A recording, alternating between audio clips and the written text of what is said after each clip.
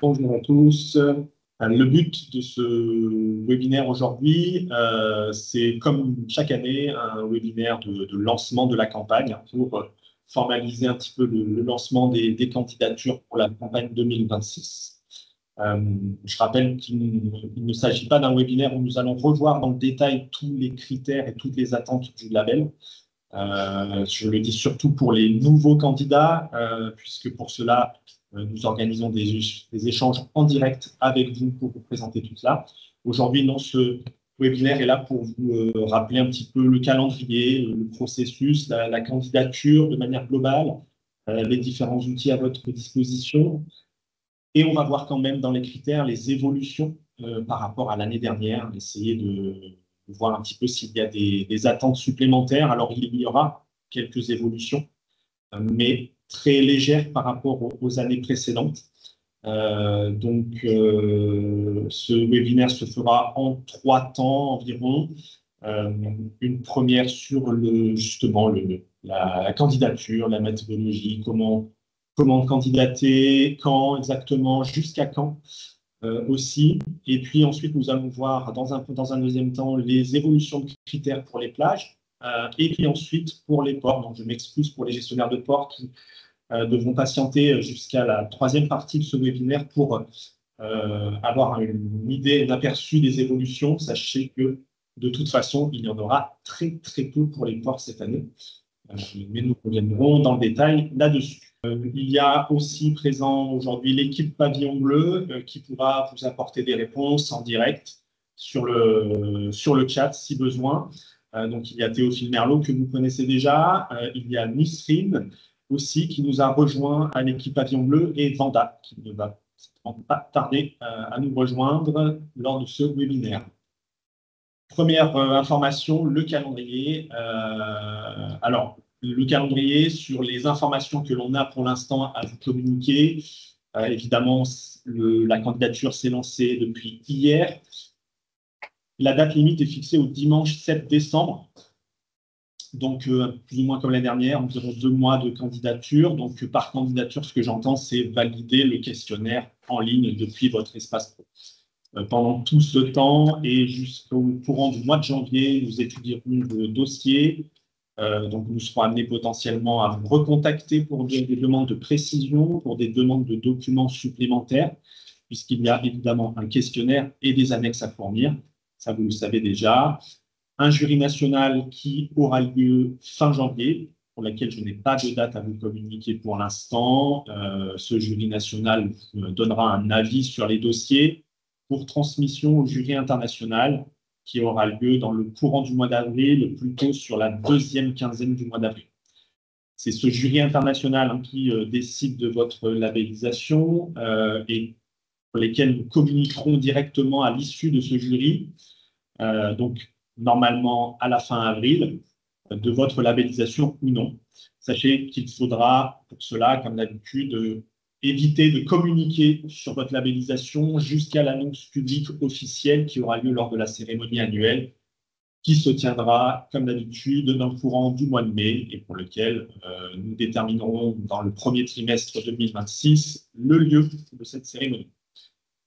Et enfin, pour finir avec le cycle de la candidature et de la saison 2026, nous terminerons avec les audits Pavillon Bleu, les audits conseils. Alors, l'année 2025 était un petit peu particulière puisque certaines régions ont pu bénéficier d'un audit assez tôt, à partir du mois de mai.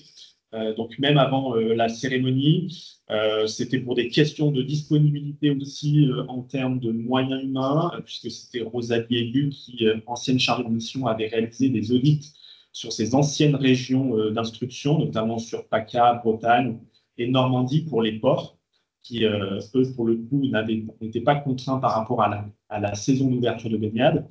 Je ne pourrais pas vous dire si 2026, on pourra reproduire la même chose. Je sais que c'était intéressant pour beaucoup de ports de pouvoir recevoir l'audit avant, on va dire, la période de très haute fréquentation en juin, juillet, août. Nous essaierons de faire au mieux pour étaler les audits un peu plus longuement dans la saison, mais je ne peux rien vous garantir pour l'instant. Sachez toutefois que voilà, ces audits-là auront lieu pendant la saison. Vous le savez, c'est toujours un moment intense en termes de visites, puisqu'il y a une petite équipe qui va sillonner la France pour réaliser ces audits, avec le besoin certainement d'imposer des dates le plus possible pour réaliser leur boucle de manière la plus optimale possible. Et bien entendu, tout au long de l'année, nous sommes à votre écoute, disponibles pour vous accompagner. L'équipe Avion Bleu est là pour répondre à vos questions. Sachez que vous avez chacun, en fonction de votre région, un ou une référente spécifique au sein de l'équipe qui suivra votre dossier, qui l'instruira, qui le présentera et qui le suivra lors des audits également. Sur l'espace pro, donc, qui est ouvert depuis hier, je sais que certains ont déjà tenté de déposer des annexes, donc il y a eu quelques soucis, nous sommes dessus par rapport à quelques problèmes informatiques, certainement liés à la bascule de l'espace pro qui passe d'une année sur l'autre de campagne. Nous remettons un petit peu tout à zéro, mais en tout cas c'est disponible depuis hier avec la possibilité de remplir son questionnaire depuis hier, de déposer des annexes depuis hier. Je rappelle toutefois que vous avez accès à des outils sur votre espace pro, des modèles de documents, les guides des critères, des fiches ressources en fonction du type de site que vous avez. Je rappelle aussi que vous pouvez y déposer des photos qui peuvent vous être utiles pour illustrer des communications spécifiques. Donc, n'hésitez pas aussi à alimenter cet espace-là. L'accompagnement, justement, on y vient. J'avais parlé de référents régionaux. Alors, il y aura du changement pour 2025-2026, puisque Théophile va quitter Pavillon Bleu et l'équipe de l'association Terragir. Donc, Théophile qui était référent sur les régions Occitanie, Nouvelle-Aquitaine, territoire d'outre-mer notamment. Donc, qui sera remplacé par Jeanne Burnel, qui nous rejoindra bientôt, une ancienne d'Atout France. Qui reprendra donc les régions de Théophile plus quelques autres. Ça permet une redistribution, une petite réorganisation sur les référents régionaux. Donc pour PACA, Normandie, Bretagne, ce sera Vanda, que certains connaissent déjà. Jeanne récupérera donc Nouvelle-Aquitaine, Occitanie, Centre-Val de Loire, Pays de la Loire, Île-de-France et territoire d'outre-mer. Et puis Nisrine, qui travaille sur un projet annexe aussi en partenariat avec Voies navigables de France, prendra plutôt les régions intérieures, donc Auvergne-Rhône-Alpes, Bourgogne-Franche-Comté, Grand Est et Hauts-de-France. Voilà un petit peu pour les personnes demain qui seront vos contacts privilégiés vers lesquels vous pourrez vous retourner en cas de demande de questions, de demande de précision sur votre dossier ou sur l'accompagnement de manière générale. Pour une première candidature, alors il y en a certains en effet qui, dans ce webinaire, sont présents aussi avec l'objectif d'une première candidature en 2026 ou potentiellement en 2027, avec beaucoup d'anticipation. Sachez que pour 2026, dans tous les cas, pour ceux qui sont des nouveaux candidats, nous proposons donc un accompagnement un petit peu plus renforcé. C'est à ce moment-là d'ailleurs que nous vous présentons tous les critères dans le détail et les attentes par critères.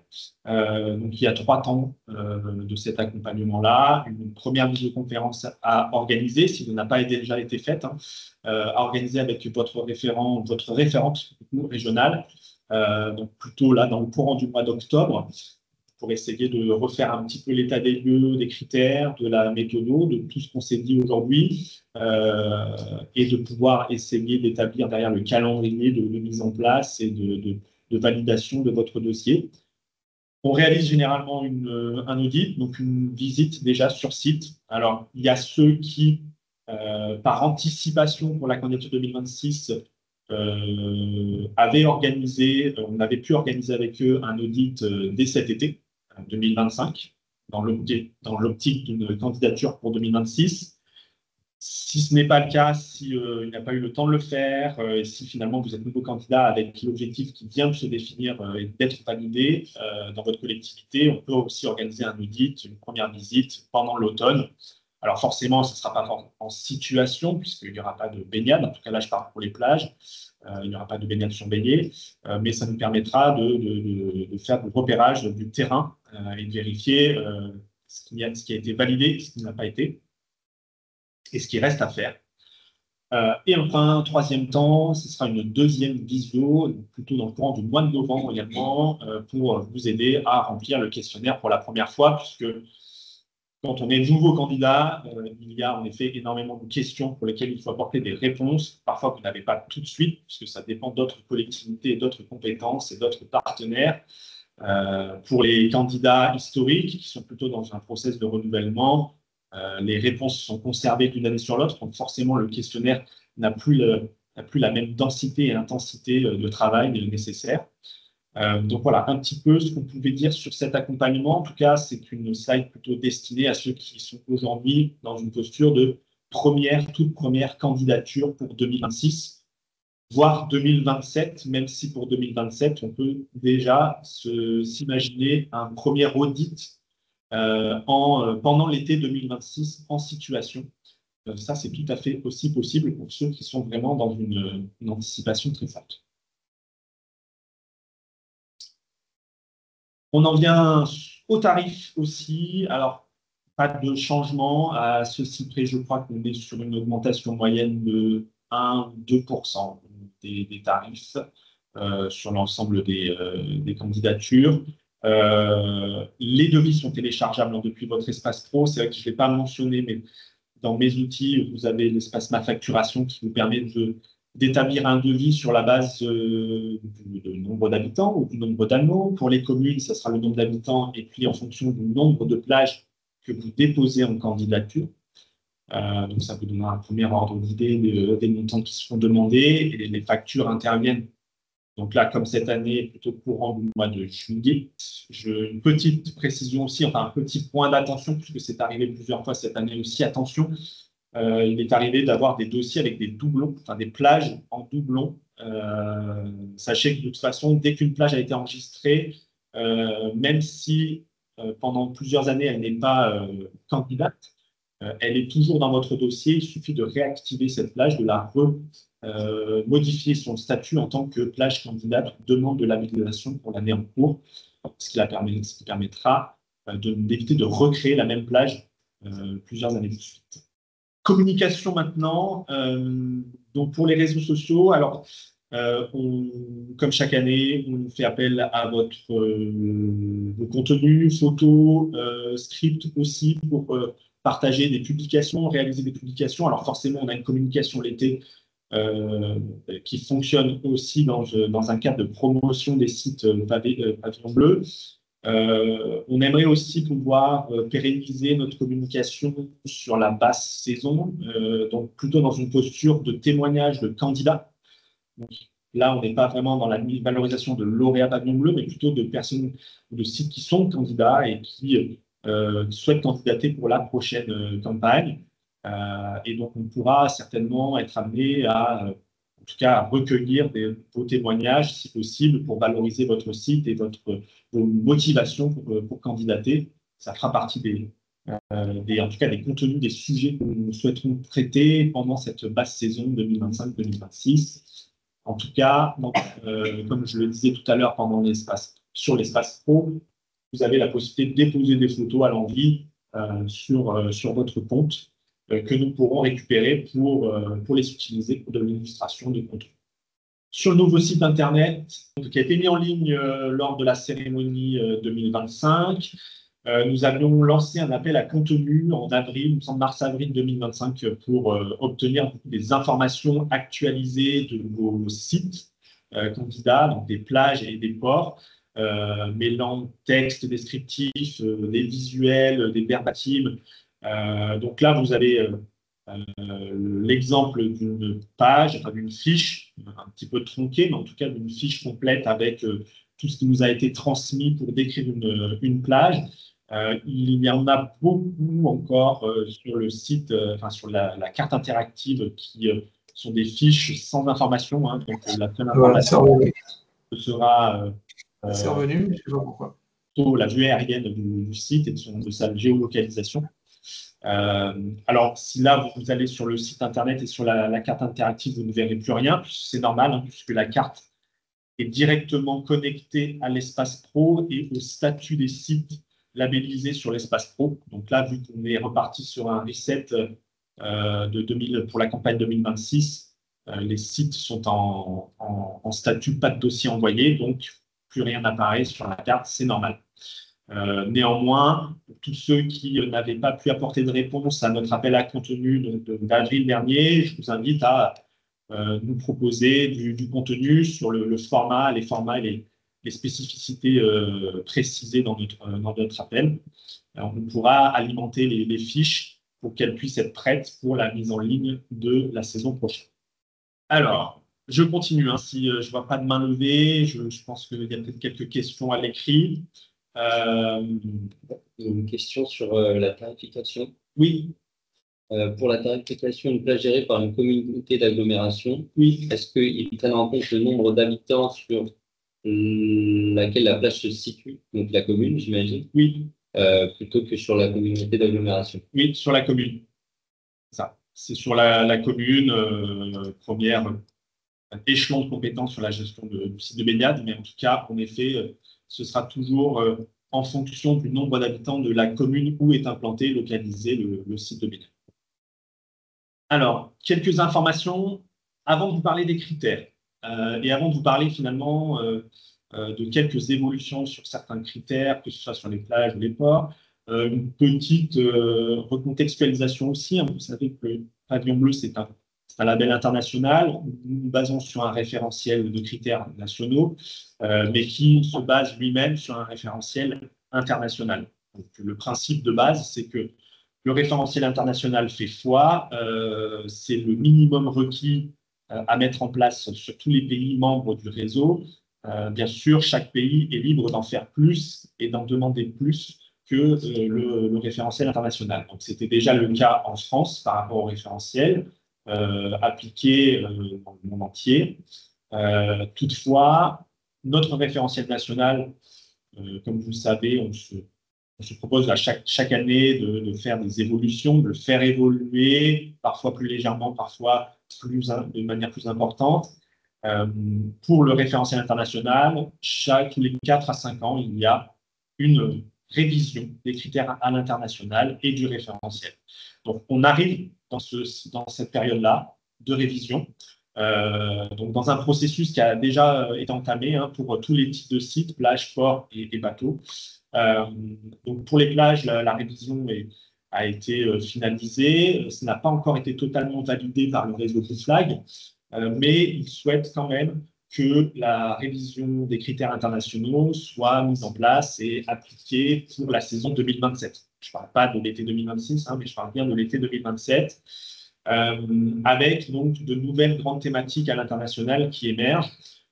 Donc, des thématiques que vous connaissez déjà, puisque c'est beaucoup aussi celles, bien souvent, qu'on retrouve dans nos référentiels de critères, que ce soit le volet éducation-information, un nouveau critère sur le changement climatique et l'adaptation au changement climatique, une thématique plutôt biodiversité, que vous connaissez, une thématique assez grande sur la gestion des pollutions, sous toutes ses formes, sur l'accessibilité et enfin sur la sécurité et les services. Donc voilà, ça, c'est les grandes thématiques qui émergent de la révision des critères internationaux. Cela veut dire deux choses concrètement pour Pavillon Bleu en France. C'est en 2027 certainement l'apparition de nouveaux critères recommandés. Donc recommandés facultatifs, puisqu'on est dans ce processus de quand c'est nouveau, au début ça reste un critère recommandé. Et puis certainement l'évolution de certaines attentes, d'attentes sur certains critères qui existent déjà, que ce soit sur la biodiversité, même si là, pour le coup, il y a peu de chances pour que ça change, puisqu'on on atteignait déjà des attentes bien plus élevées que le référentiel international, ou par exemple sur les services, sur la sécurité. Donc voilà un petit peu les quelques évolutions. Évidemment, le principe, c'est que pour l'instant, je vous mets cette information-là. Dès que tout sera finalisé et validé, pour l'instant, il est difficile de vous garantir les évolutions à 100%, mais dès que nous aurons validé et que tout aura été voté, adopté par le réseau international, nous tiendrons informés, certainement dans le courant de la saison 2026, en amont de l'été 2026, pour vous apporter le plus d'anticipation possible si besoin. En tout cas, l'idée de cette évolution des critères internationaux, c'est aussi une des raisons qui explique que cette année, au niveau national, vous connaîtrez peu d'évolution par rapport à l'année dernière. Une question par rapport à la pollution. Qu'est-ce qu'on entend par pollution? La gestion des pollutions dans la thématique internationale. Ouais. Alors, ce qu'on connaît déjà, hein, pollution de l'eau, donc c'est la gestion de l'eau, la qualité de l'eau. Il y a certains critères recommandés qui pourraient apparaître, sans que je puisse vous les garantir, sur la pollution du sable aussi, notamment. Donc, il y a certains pays Blue Flag hein, qui mettent déjà en place des tests du sable, de pollution du sable. Ce ne sont que des critères recommandés aujourd'hui, mais on entend de la pollution à ce niveau-là, pollution de l'eau, pollution du sable, pollution de l'air potentiellement aussi. Sur un esprit de couvrir les différentes thématiques de la pollution et avec la gestion des déchets aussi et des macro-déchets. Voilà. C'est toute forme de pollution. Les critères nouveaux en termes de pollution seront des critères recommandés. Les critères qui sont déjà impératifs chez nous seront les mêmes au niveau Blue Flag, notamment sur la pollution de l'eau et la gestion des déchets. Démarche de labellisation, on va enchaîner avec les critères plage si tout est OK pour vous. Donc, les critères plage pour 2026, donc toujours 9 thématiques, 38 critères impératifs, 9 critères recommandés.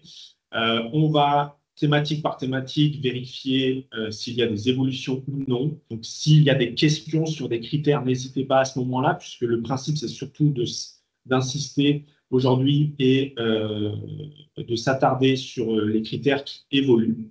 Donc, il y a beaucoup de thématiques sur lesquelles il n'y a pas d'évolution, donc on va pouvoir potentiellement passer assez rapidement dessus. Donc, n'hésitez pas à lever la main, à poser votre question très rapidement sur le chat si besoin, s'il y avait une question spécifique sur un critère qui existe déjà et qui n'évolue pas.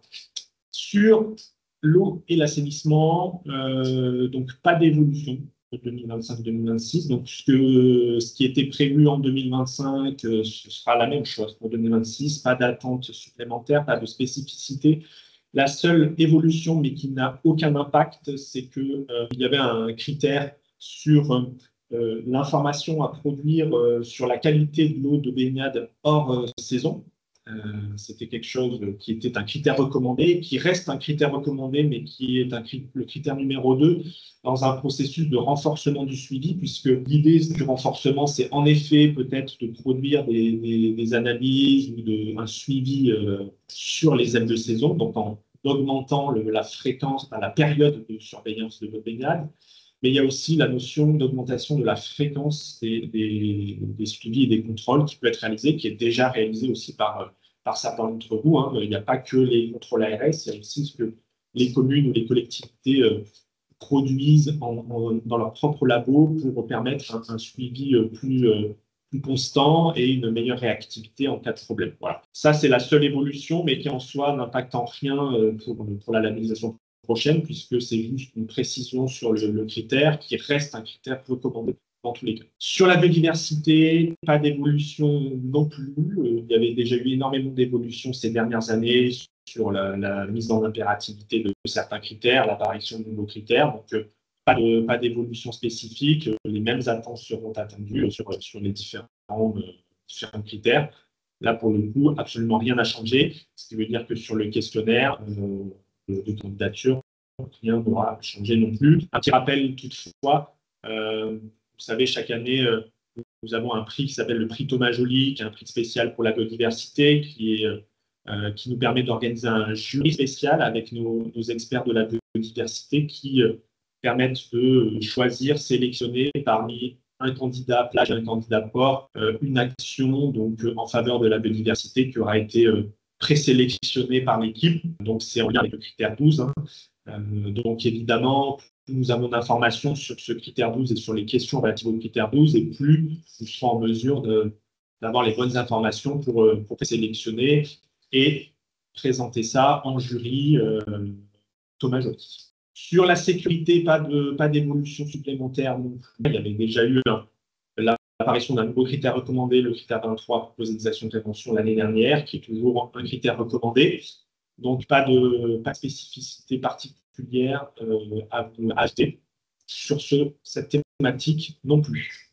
Sur la gestion des déchets, Donc, pas d'évolution non plus. Quand même une petite précision, puisque vous savez, depuis l'été dernier, notamment sur les plages, hein, il est interdit de fumer. C'est pas toujours évident de faire respecter cela. Aujourd'hui, le décret tel qu'il a été, enfin, la loi telle qu'elle a été proposée impose à minima un affichage réglementaire avec une interdiction bien claire, un rappel à la loi, un rappel à la contravention, aux amendes possibles, un rappel sur les coordonnées de tabac infoservice. Donc, on a remis dans l'espace pro, dans les modèles de documents, justement le kit de communication, ou du moins l'affichage A3 qui a été proposé par le gouvernement, par l'État, à afficher. Pour ceux qui avaient déjà une plage sans tabac, il n'y a aucun souci de continuer avec sa propre signalétique, à ceci près qu'il faut à minima du coup respecter ces quelques critères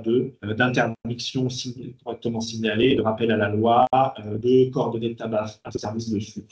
Voilà un petit peu ces différents éléments qu'on a reprécisés dans le référentiel des critères. On a conservé le critère d'action contre la pollution des mégots, puisqu'il peut y avoir aussi quand même la possibilité pour certains de fumer aux abords des plages, et potentiellement sur l'aire de stationnement, ou en tout cas d'avoir besoin de fumer entre deux moments à la plage.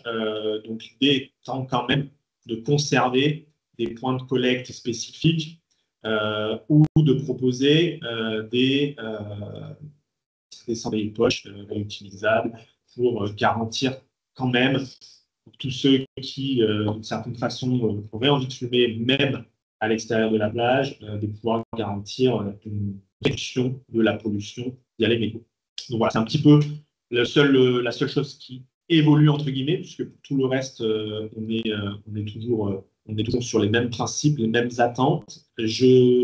Certainement qu'il y aura une évolution sur l'international là-dessus, notamment sur la question des poubelles. Hein. Aujourd'hui, nous sommes dans une recommandation de tout centraliser en un seul point de collecte avec tous les flux au même endroit et de préférence aux abords, sorties de plage, voire aires de stationnement, pour retirer tout ce qui est présent sur la plage directement. Il y a certaines collectivités qui sont dans une démarche zéro poubelle qui même dépasse parfois l'espace même de la plage. C'est des critères ou des attentes sur lesquels, en effet, il pourrait y avoir des évolutions à l'international aussi, avec le principe d'accepter ces initiatives-là, à condition, bien entendu, qu'il y ait un suivi sur les déchets, sur l'impact potentiel de déchets supplémentaires ou pas, en tout cas sur un suivi de la production de déchets face à cette initiative. Éducation, formation, développement durable. Alors, la seule évolution, c'est le critère 34, donc former le personnel et les référents pavillon bleu. C'était l'objet de ce que vous avez reçu hier en formulaire d'inscription. Donc, c'est la seule chose qui évolue là-dessus. S'il y a des questions sur les activités, n'hésitez pas. Je vais, moi, m'attarder sur ce critère-là pour vous rappeler qu'en effet, c'est un nouveau critère l'année dernière pour s'assurer derrière une actualisation, une mise à jour des informations pavillon bleu auprès des différents référents, pour aussi potentiellement créer des moments de partage entre des sites qui peuvent rencontrer les mêmes problématiques ou apporter parfois une réponse spécifique à des problèmes particuliers. Donc, c'est vraiment des temps que l'on a voulu dédier à cela depuis l'année dernière. L'année dernière, c'était facultatif. Cette année, ils deviennent impératifs au principe que c'est 3 ans à minima qu'il faut suivre l'un de ces temps-là, de ces temps d'échange, de ces temps d'information. Donc, nous avons envoyé les formulaires d'inscription et je crois qu'il y a déjà beaucoup d'inscrits sur les différents créneaux. Nous aurons même un suivi. Donc, il y a ceux qui avaient déjà participé l'année dernière qui ne sont pas obligés d'y participer cette année. Dans tous les cas, on opérera le suivi pour vérifier qu'il y a bien une continuité dans le suivi des sessions au moins tous les 3 ans. Là, je vais parler des plages, puisqu'on parle des plages pour l'instant, avec les créneaux des plages et le QR code si vous le souhaitez. Il y a eu quelques soucis hier de mail. En effet, le premier lien ne fonctionnait pas très bien. Nous avons renvoyé un mail quelques dizaines de minutes plus tard avec le bon lien pour vous inscrire.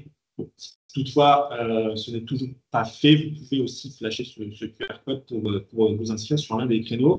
Cette année, on a voulu proposer créneau pour les plages littorales, un créneau pour les plages intérieures. On considère aussi qu'on pouvait du coup, spécifier et cibler des problématiques bien particulières en fonction des milieux. Bien entendu, si vous êtes un gestionnaire de plage littorale et que vous ne pouvez être présent qu'à un créneau plage intérieure, vous pouvez. Ce n'est pas un problème là-dessus. C'est juste qu'on essaye de créer des moments où les gestionnaires ayant des mêmes problématiques, rencontrant les mêmes enjeux, puissent échanger en direct. Critères d'accessibilité, ce sera certainement la seule grosse évolution qui avait été annoncée l'année dernière sur les critères. Donc, vous vous rappelez, l'année dernière, il y avait Alors, il y avait 3 critères sur la thématique accessibilité, mais sans parler du critère sur le personnel, il y avait 2 critères spécifiques à la notion d'accessibilité d'une plage. Il y avait un critère impératif pour rendre à minima une plage de la commune, une plage pavillon bleu de la commune accessible aux personnes en situation de handicap. Et il y avait un critère recommandé pour la mise à disposition d'un dispositif de baignade et de mise à l'eau de baignade pour les personnes en situation de handicap.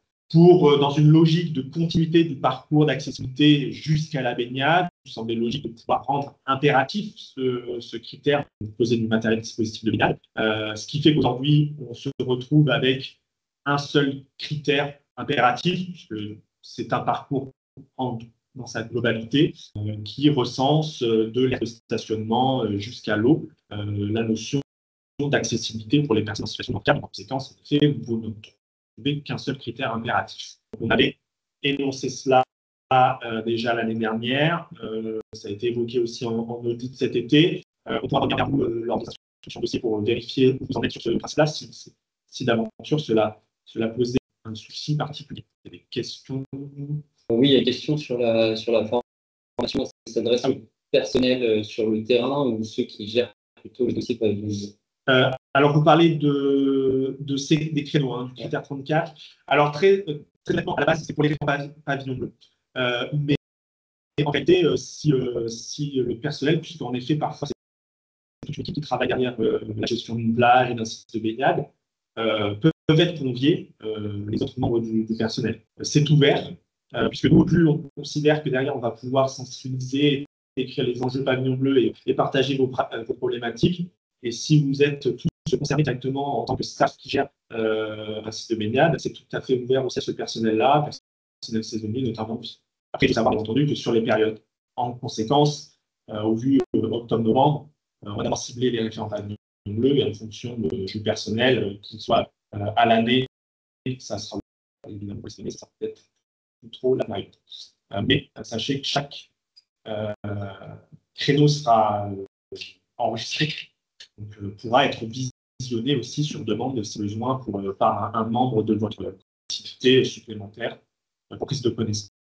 Je reviens sur les dernières thématiques. Il n'y a pas d'évolution, encore une fois, sur l'ensemble des derniers critères, équipement et services, sobriété, usagers. Donc là, on sera encore sur les mêmes attentes entre 2025 et 2026. Pas d'évolution particulière à noter sur les demandes qui vous sont faites aussi sur le questionnaire. Voilà, vous l'aurez constaté, comme je le disais, très peu d'évolution, mais parce que on préfère. Il y a eu beaucoup d'évolutions ces dernières années et en fonction des évolutions des critères internationaux, même si derrière cela il y aura un impact assez limité en termes de critères impératifs, on préfère prendre une année, on va dire, plus de répit pour tout le monde pour 2026.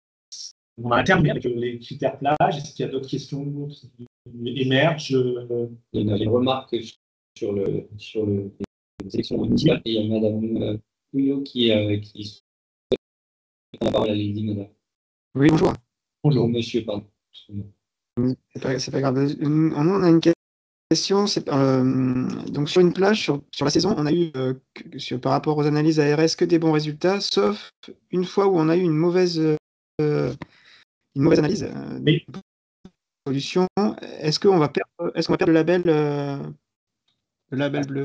Ça dépendra de. Alors, peut-être que votre classe ARS n'est pas encore sortie.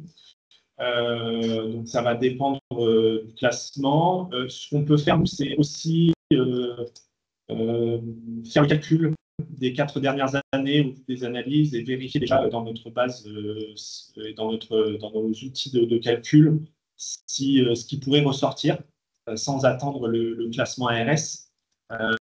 Mais ça dépendra de ce classement-là. En effet, une mauvaise analyse, elle sera forcément prise en compte. Ça dépendra des analyses précédentes et de l'importance de la mauvaise analyse et des statistiques et des prélèvements qui ont été sortis. Donc, difficile à dire, c'est comme ça, sans chiffres et sans calculer directement. Donc, si vous le souhaitez, nous, on pourra faire ce calcul pour vous. Et il faudra attendre, par contre, le classement officiel de ARS pour s'assurer de l'éligibilité, la validation du critère 1 ou pas. Après, ce qui est très dommageable, c'est que quand on se trouve comme ça déclassé sur une analyse ARS, c'est suite à des gros orages ou des choses comme ça, où là, personne n'est… Nous, on ne peut rien faire. Hein. Si on a un gros orage, on a un afflux d'eau énorme. Donc, effectivement, on a de la pollution qui arrive. Et là, on peut faire tout ce qu'on veut en travaux de recherche de fuite, d'assainissement et tout. Un orage, on sera toujours rouge. Donc, de toute façon, je trouve ça un petit peu dommageable de donner un label juste, par exemple, sur un épisode orageux. Je pense au Lavandou. Le Lavandou, l'année prochaine, normalement, ne doivent pas être pavillon bleu, puisqu'ils ont eu un orage, ils ont eu des inondations. Et je trouve ça un petit peu dommageable de pénaliser une collectivité juste sur un effet climatique indépendant de sa volonté, de perdre les pavillons bleus. Oui, je comprends bien la situation, mais en soi, aujourd'hui, au vu des calendriers, au vu de comment on peut évaluer tout cela, c'est la seule manière pour nous de garder aussi une forme de cohérence par rapport à l'échelle nationale et aussi par rapport à l'échelle européenne. Donc, en effet, c'est dommageable, c'est déjà arrivé, c'est vrai, avec des communes qui, malheureusement, ont perdu leur label pour un déclassement en raison d'intempéries. Alors des communes qui sont revenues, hein, mais en tout cas, malheureusement, qui ont voulu déroger à la règle et essayer de faire passer cette dérogation en jury. Mais le jury, et notamment le jury international, n'a jamais accédé à cette demande-là. Donc, je comprends bien la situation, mais malheureusement, dans un souci de conscience par rapport à ce qui a déjà été arbitré sur ces sujets-là, il faudra prendre en considération que si demain il y a un déclassement, on ne pourra pas labelliser cette plage. Après, ce qu'il y a après derrière, c'est la communication auprès des citoyens qui est très compliquée. Hein. Parce qu'on a beau leur expliquer ça, ils ne comprennent pas forcément que juste suite à un intempérie, on soit déclassé. Quoi. Ouais. Alors que la collectivité peut être excellente sur tous les autres critères. Et juste celui-ci, la pénalise. Mais bon, après, c'est tout ce que je voulais dire. Merci. Merci à vous. Il y avait 2 autres mains levées, je pense. Oui, alors, je ne vous vois pas. Donc, il y a une main numéro 1 qui est levée. Oui, moi, en fait, c'est pour un plan d'eau. Nous, on a ouvert la baignade en 2023, donc on n'a pas encore de classement ARS. On devrait l'avoir en 2026. Et ce que je voulais savoir, c'est à partir de quand, en fait, on peut candidater au label. Est-ce que il faut qu'on attende le classement, ce qui veut dire que, enfin, je ne sais pas, en fait, j'imagine que ce sera à l'automne prochain qu'on aura un classement s'ils attendent d'avoir toutes les données de l'été. Donc, est-ce qu'il faut qu'on attende, nous, 2027 pour prétendre au label pavillon bleu ou est-ce qu'on peut le demander dès 2026? En effet, il faudra un classement ARS, une reconnaissance de l'ARS sur le classement. Donc, en effet, avec la prise en compte des analyses. Alors, généralement, quand il s'agit d'une première, quand on est sur une déclaration d'un site de baignade assez nouveau, il est possible de réaliser un nombre d'analyses beaucoup plus conséquent sur la première année pour assurer un classement au moins sur les 2 premières années, pour assurer un classement sans attendre 4 années d'analyse, comme c'est le cas généralement pour le reste des suivis de la qualité des eaux. Nous, c'est ce qu'on avait fait. En fait, la première année, on avait fait plus d'analyses, simplement quand j'ai interrogé l'ARS pour savoir si, du coup, ces analyses supplémentaires nous permettaient d'avoir un classement plus avancé. Ils m'ont dit que non, parce qu'en fait, eux se basaient que sur les analyses réglementaires. C'est les analyses qu'ils réalisaient eux-mêmes, en tout cas qu'ils faisaient. Oui, voilà. oui. Mais en effet, oui, Ah ça, par contre, oui, en effet, c'est qu'il faut qu'ils puissent mandater un labo. Oui, d'accord. Voilà. Nous, on était passé par un autre labo, en fait. C'est ça. C'est leur propre. Qu'il y ait plus d'analyses, oui, mais par contre, qu'elles soient arrêtées par le labo mandaté par l'ARS. D'accord. OK. Merci. Je vous en prie. William Ouvrard, allez-y. Oui, bonjour. Je ne sais pas si vous m'entendez. C'était dans la continuité de la qualité des eaux de baignade et faire peut-être plus un retour d'expérience sur notre commune qui avons plusieurs années d'expérience sur ce sujet pour répondre à Madame tout à l'heure sur le fait d'avoir livré ponctuellement une mauvaise analyse sur un classement et évidemment avoir l'éventualité de se faire déclasser l'année d'après avec une grande frustration de tout le travail qui est mené par chaque commune justement pour pallier à ce genre d'événement. Il faut savoir que nous avons une procédure qui est mise en place de fermeture préventive. Je vous donne un exemple très concret. Nous avons une plage où à partir du moment où nous avons 10 mm enregistrés en 12 heures, nous fermons préventivement cette plage via la flamme violette, ce qui nous permet de protéger les populations et de protéger effectivement aussi notre qualité, notre classement, puisque si l'ARS vient à faire un prélèvement le lendemain alors que nous sommes fermés préventivement et que celui-ci s'avérait mauvais, il ne serait pas pris en compte dans le classement, puisque nous avons mis en place les moyens de préserver la santé des usagers en interdisant la baignade. Alors, ce phénomène doit rester ponctuel et temporaire, à savoir, on ne peut pas fermer une plage pendant une semaine et dire on ne prend aucune analyse en cours. Hein. De mémoire, on doit être au maximum sur 3 jours maximum de fermeture pour justement retrouver une qualité de baignade correcte. Mais ça fait partie des éléments à prendre en compte pour pouvoir pallier à ce déclassement que Madame évoquait. Oui, tout à fait. Merci, M. Ward. Ça fait partie de ces possibilités-là, sachant qu'il y a aussi la possibilité de retrait d'un pourcentage minimum d'analyse sur le calcul global, sur le suivi des sites de baignade. Et il y avait une autre question. Je vois 2 mains levées. Je sais pas. C'est M. Touly. Monsieur Touly, bonjour. Oui, bonjour. Moi, c'était sur la question de la sobriété énergétique, notamment sur la ressource en eau. Alors, depuis 2023, on a fait le choix un peu catégorique de supprimer les douches de plage. C'était ce qui était recommandé par le pavillon.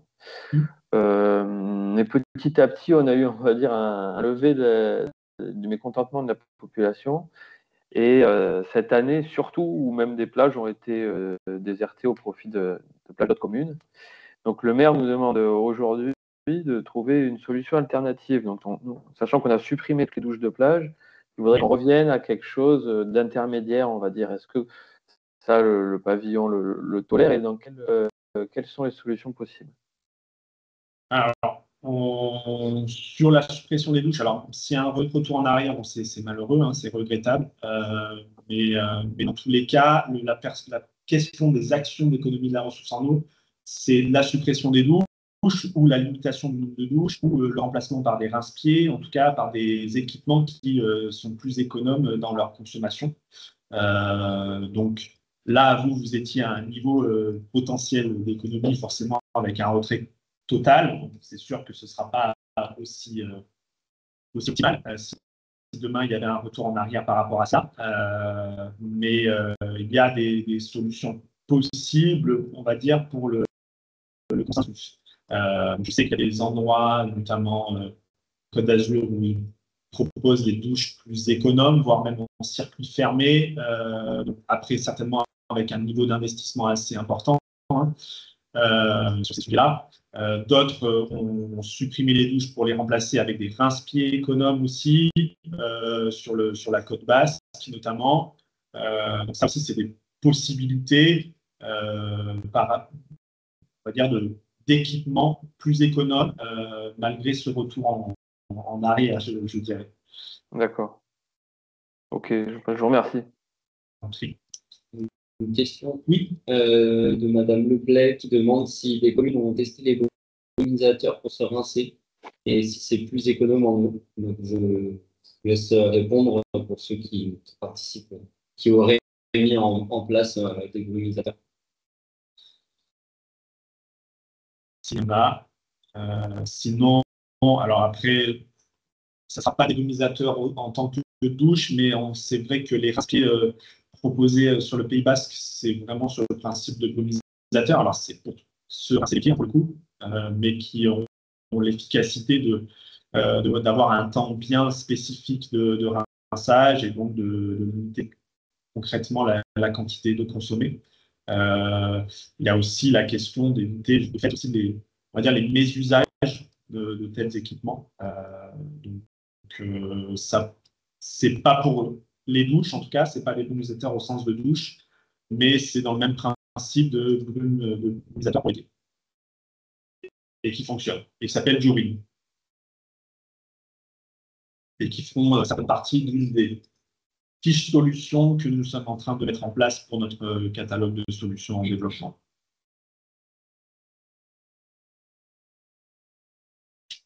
Il y a d'autres questions?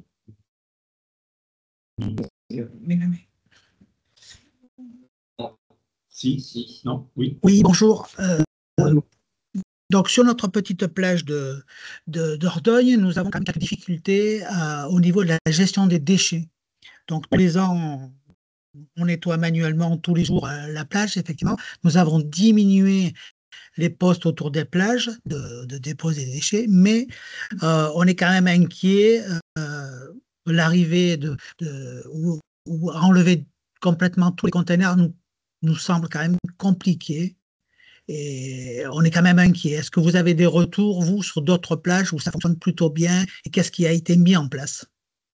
Alors, généralement, le principe de retrait des poubelles sur la plage et que du coup ce soit recentré, on va dire, sur un point de collecte, conteneur, sur l'aire de stationnement ou sur l'entrée de la plage, ça fonctionne bien, puisque déjà ça évite aussi, pour bien de raisons, des pollutions sur la plage même, et puis pour des questions aussi logistiques, de retrait, de récupération des déchets sur la plage, donc des facilités logistiques. Donc on a des retours plutôt encourageants là-dessus sur beaucoup de communes. Après, ça dépend évidemment beaucoup du site et ses caractéristiques propres.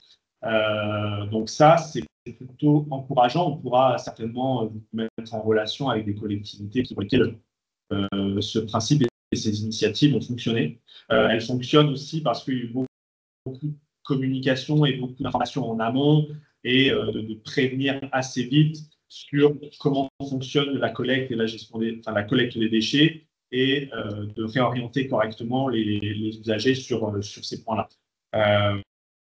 Donc, il y a certainement des choses à apporter en supplément pour améliorer la situation au vu d'autres sites qui, dans le même esprit, ont réduit leur nombre de poubelles, ont recentré ça à des points de collecte centraux et qui ont fonctionné. Donc, on peut peut-être déjà refaire un point avec vous sur un échange en détail sur votre site pour vérifier comment ça fonctionne et comment, aujourd'hui, il y a peut-être quelques améliorations à apporter et peut-être vous mettre en relation avec des sites similaires dans un deuxième temps. Ça vous dit? Oui, tout à fait. Bien. Merci beaucoup. Je vous en prie. Et je vois une autre main levée. Madame Corse, Chloé. Oui. Donc c'est une question très pratique en fait, c'est que quand je suis sur mon espace, j'ai accès au référentiel critères port 2025-2026, mais pas celui des plages. Alors, moi je suis concernée plutôt par les plages. Donc, Bon, alors ça doit être un simple problème, un simple petit bug de document. On va s'assurer de cela. Normalement, on va revoir avec le prestataire, ça reviendra cet après-midi. Voilà, on a eu. Ah, d'accord, ok. Voilà. La bascule informatique s'est faite, comment dire, la semaine dernière, juste après l'ouverture des candidatures. Il se peut que certains documents, puisqu'on est sur un espace professionnel, vous l'aurez remarqué, qui est plus de dernière fraîcheur. Donc, il se peut que certaines choses aient disparu, mais on va remettre ça, ce n'est pas un. D'accord, parfait. Merci. Merci.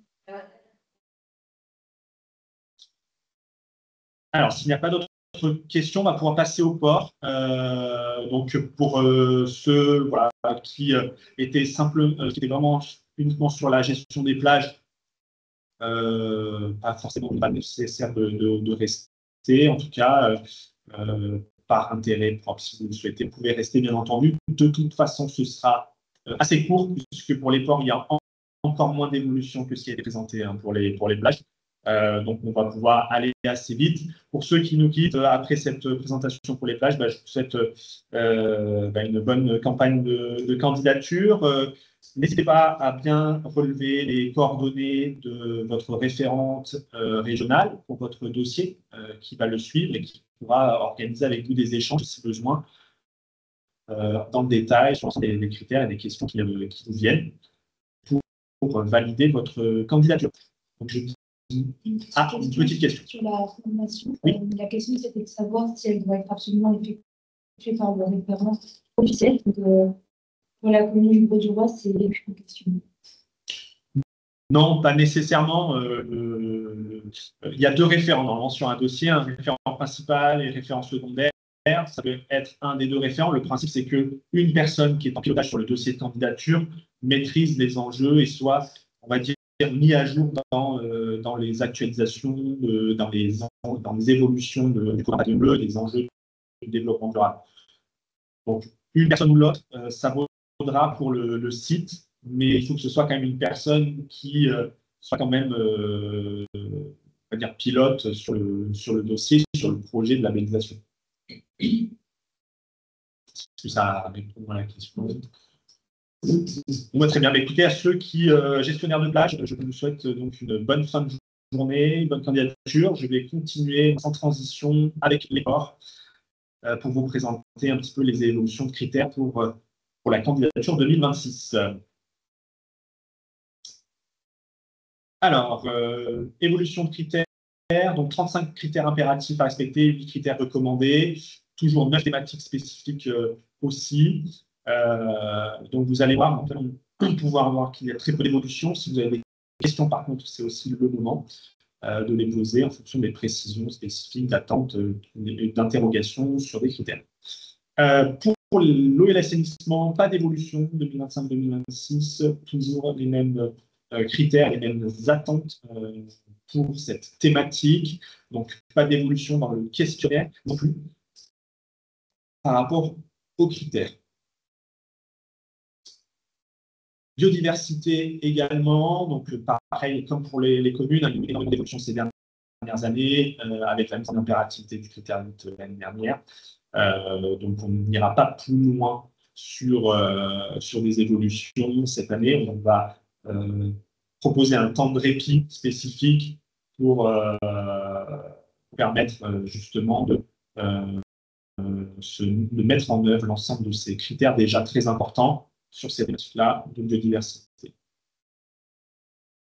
Sécurité, non plus, pas d'évolution. Vous le verrez sur le référentiel qui a été un petit peu mis à jour.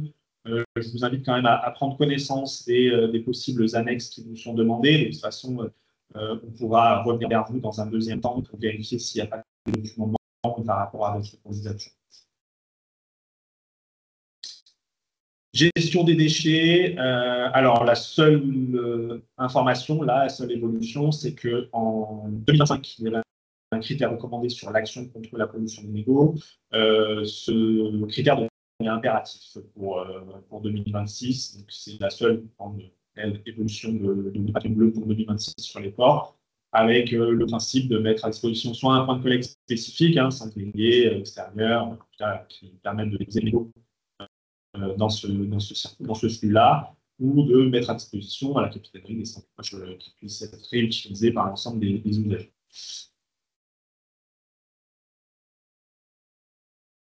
Pour l'éducation, alors pareil, du coup, le même discours, donc peut-être un peu plus court cette fois. Alors, il y a une question, peut-être avant que je passe à. Non, il n'y a pas de question. Sur le critère référent pavillon bleu, c'est la même chose, hein, le même principe de suivre tous les 3 ans un créneau pour parler des problématiques et des enjeux pavillon bleu. Et je vois qu'il y a une question. Madame Antonin. Oui, Madame Antonin, bonjour. Excusez-moi. Oui. Oui, et bonjour, bonjour. On vous entend très, très mal. Alors, je ne sais pas si c'est moi ou ça coupe là. Ça coupe. Alors, je vais essayer de. Alors, pour l'instant, ça n'a pas été évoqué, donc je ne sais pas si c'est chez nous. La connexion a l'air bonne. Je n'ai pas eu de remontée. N'hésitez pas, hein, si ça revient, mais je vais essayer au moins de parler plus près de mon micro, si c'était cela. Voilà. Voilà. Merci. Donc voilà, même discours que pour les plages, des créneaux qui sont dédiés, et je vais d'ailleurs plutôt parler directement des créneaux spécifiques. Donc vous avez vu normalement les invitations avec le formulaire d'inscription, avec les différents créneaux. Donc là, c'est tout type de port confondu, où on a déjà pas mal d'inscrits sur les différents créneaux en réalité. Donc, vous pouvez aussi flasher ce code pour atterrir sur le formulaire d'inscription si vous n'avez pas encore pu réaliser cette inscription-là. Sachez qu'en effet, l'année dernière, il y avait aussi beaucoup de ports qui avaient participé à ces webinaires. Donc, pour cela, nous avons un suivi de toute façon. On sait déjà ceux qui ont participé à ces webinaires l'année dernière et qui n'ont pas l'obligation de le faire pour cette année et pour l'année prochaine non plus. Donc voilà, mais pour tous les autres, vous pouvez d'ores et déjà vous inscrire sur l'un des créneaux prévus. Et c'est le même discours, c'est la même réponse que la question d'avant. Hein. Bien sûr, c'est pour les référents pavillon bleu, mais libre aussi d'y intégrer d'autres personnes de votre équipe, bien entendu. C'est tout à fait utile de pouvoir diffuser l'information et la prise en compte des enjeux de ce projet, parce que ça reste un projet aussi de se labelliser et d'obtenir un label et de candidater. Mais c'est aussi parce qu'on parle d'enjeux de développement durable, de gestion durable d'un port, et que ça peut concerner toute l'équipe.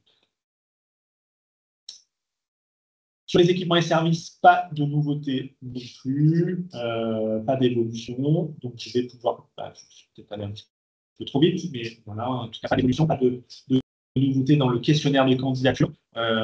Donc, sur le questionnaire, pour beaucoup de ports qui sont en renouvellement, il faudra simplement veiller quand même à vérifier, de mettre à jour certaines informations potentiellement, puisque là, vu qu'il n'y a pas eu beaucoup d'évolution dans le questionnaire, il y a très peu de modifications à apporter pour vous et de nouvelles réponses à apporter. Donc, je vous demanderai quand même de bien veiller à s'assurer que vous avez bien actualisé l'ensemble des réponses qui ont été enregistrées l'année dernière. Sobriété, pas d'évolution non plus, si c'est quand même la mise en impérativité, c'est-à-dire avec le critère 34 sur la sensibilisation des plaisanciers aux économies des ressources en eau et énergie. Alors, c'était un critère recommandé l'année dernière, qui devient impératif parce que bon nombre de gestionnaires font déjà de la sensibilisation et proposent des messages voilà, pour de sensibiliser à un usage responsable de ces ressources-là. Alors, il y a des différentes formes de sensibilisation. Certaines ont été listées ici dans le référentiel, mais il peut y en avoir d'autres et pour lesquelles nous sommes tout à fait à l'écoute d'ailleurs de vos idées, de vos initiatives. Elles sont toutes bonnes à prendre et surtout elles sont toutes intéressantes pour les autres gestionnaires qui doivent du coup respecter et évaluer ce critère. Donc n'hésitez pas, ça pourra nous permettre d'aborder lors d'un de ces points de session d'information. Arrivé bientôt, eh ben, on est sur les dernières thématiques avec aucune évolution. Du coup, ces thématiques-là, toujours les mêmes principes, sur notamment la mise en œuvre d'un plan d'action environnementale, donc soit le carnet de bord pavillon bleu, soit une autre norme ou certification qui est mise en place dans le cadre gestion environnementale et d'un plan de management. Donc ça, c'est tout à fait dans la continuité des années précédentes, sans évolution particulière. Attention pour ceux qui sont un carnet de bord, bien veiller à mettre à jour ce carnet de bord sur les objectifs et les actions pluriannuelles qui ont été proposées. Et puis sur la formation usagée, pas d'évolution particulière non plus. On reste sur la continuité de 2025. Voilà où on en est aujourd'hui. Un petit temps d'échange s'il y a quelques questions. Alors, on est allé un petit peu vite, hein, mais vous l'aurez constaté, il y a très peu d'évolution en comparaison des années précédentes. Donc, on a pu s'appesantir très rapidement sur les quelques critères qui évoluent, mais ce n'est pas de nouveaux critères, c'est simplement des critères qui sont mis en impérativité par rapport à l'année dernière. N'hésitez pas s'il y a des questions. Je vois Madame Antonin qui est là. Oui, merci de me donner la parole. Moi, je voulais revenir juste sur le nouveau critère impératif concernant la formation des référents et du personnel. Oui. C'est bien ça? Voilà. Oui. Donc, bon, moi, jusqu'à présent, je suis référente pour notre port, mais en tant qu'élue, est-ce que vous pensez que… Donc, moi, je suivrai une formation, il n'y a pas de problème, hein, mais est-ce que vous pensez que, par exemple, le responsable du port, technicien, ça serait bien qu'il la suive aussi? Bien sûr. Comme je le disais, hein, on est vraiment sur la session d'information, on va pouvoir revoir un petit peu les critères, ou pas tout, mais en tout cas des problématiques, c'est aussi un temps d'échange. Donc concrètement, d'autres ports d'autres gestionnaires seront là, qui portent le projet Pavillon Bleu, mais qui sont aussi gestionnaires du port, et qui pourront faire remonter des problématiques particulières sur lesquelles chacun pourra apporter potentiellement sa solution. Donc c'est tout à fait opportun d'y associer les responsables techniques en gestion du port directement. Comme je le disais, ce n'est pas uniquement le référent pavillon bleu, les référents pavillon bleu, hein, mais ça peut être toute personne qui, de près ou de loin, est concernée par ce projet-là. D'accord, d'accord. Donc, y compris, bon, nous, on a 4 agents permanents, ça serait pas mal qu'ils écoutent une fois une session de formation, quoi. Oui, tout à fait. Ou de toute façon, ce qui peut être fait, c'est que on mettra à disposition cette session-là qui pourra être visualisée. Alors, visionnée par les personnes. Vous pourrez refaire visionner ça par votre équipe si besoin, sachant que, évidemment, chaque créneau, chaque session est différente l'une de l'autre, puisque chaque session aura des participants différents avec potentiellement des problèmes soulevés, des problèmes mis sur la table qui sont différents d'une session à l'autre. D'accord, d'accord. Bon, ben écoutez, de toute façon, on peut s'inscrire à 2 ou 3 à la même session, quoi. Tout à fait, ouais. Tout à fait. Ok, très bien, merci. Je vous en prie. Est-ce qu'il y a d'autres questions? Alors, je vais essayer de revenir sur, peut-être avant de conclure, sur la slide, peut-être aussi concernant les référents, hein, puisqu'il y a quelques changements. Alors, ça ne concerne pas tout le monde, mais au moins, vous aurez la bonne information pour votre dossier d'instruction, enfin, dossier à instruire cette année. Et puis, si vous avez des interrogations, vous saurez exactement qui contacter. Sachez que cette information, elle apparaît aussi normalement dans les informations personnelles de votre dossier sur l'espace pro, à minima l'adresse mail. Voilà. S'il n'y a pas d'autres questions, bah, écoutez, je pense que il ne me reste plus qu'à vous souhaiter eh bien, une bonne candidature, une bonne session, une belle automne. Ah, Madame Antonin. Oui, excusez-moi, hein. Excusez-moi, mais tant qu'à faire, moi je suis loin, hein. Nous sommes en Corse et nous sommes loin de tout. Alors je profite de ce webinaire très intéressant parce que bon, nous tenons beaucoup à notre labellisation Pavillon Bleu que nous avons depuis 3 ans. Non, j'avais juste un tout petit truc à dire à la fin concernant les pavillons au sens physique du terme. Donc il y a eu un problème cette année avec les drapeaux pavillon bleu. Donc bon, on les a reçus tard, peu importe. Enfin, on l'a reçu tard parce qu'on en a qu'un. Et j'avais signalé par mail à la personne en charge de ça. Nous, vous savez, nous sommes dans un endroit qui est extrêmement vanté, particulièrement vanté, le Cap Corse, tout le monde le sait, hein, on est toujours en tête des rafales les plus importantes de France. Et nos pavillons ne tiennent pas le coup. On a beaucoup de pavillons l'été sur le port pour faire joli, avec les pavillons des pays. Et le prix du pavillon bleu nous semble prohibitif. Voilà, j'avais dit, 150 € pour un drapeau qui nous tient 2 semaines ou 3 semaines s'il y a du vent, ça nous paraît excessif, parce qu'on aimerait bien en mettre, je ne vais pas vous dire 10 pavillons sur le port, c'est exagéré, mais on en met un à l'entrée du port, on aimerait bien en mettre un du côté de la capitainerie et peut-être un autre dans un autre endroit du port parce qu'on a un grand port de plus de 600 anneaux. Mais bon, voilà quoi, avec des pavillons à 150 €, 3 ou 4 pavillons qu'on doit changer très souvent. Voilà, c'était juste une remarque. Après, voilà. Parce que nous, on achète beaucoup de pavillons, mais ils valent entre 15 et 30 €, quoi. Oui, alors c'est moi qui vous avais répondu. Hein. Ah d'accord, très bien, parfait. Oui, c'est vrai. Ce que j'avais évoqué, du coup, pour réponse pour tout le monde, hein, c'est vrai que alors, le tarif est élevé, mais il faut comprendre qu'il y a une organisation qui fait qu'aujourd'hui, c'est un seul fabricant international pour tous les drapeaux, donc nous, on n'a pas la main derrière sur le prestataire.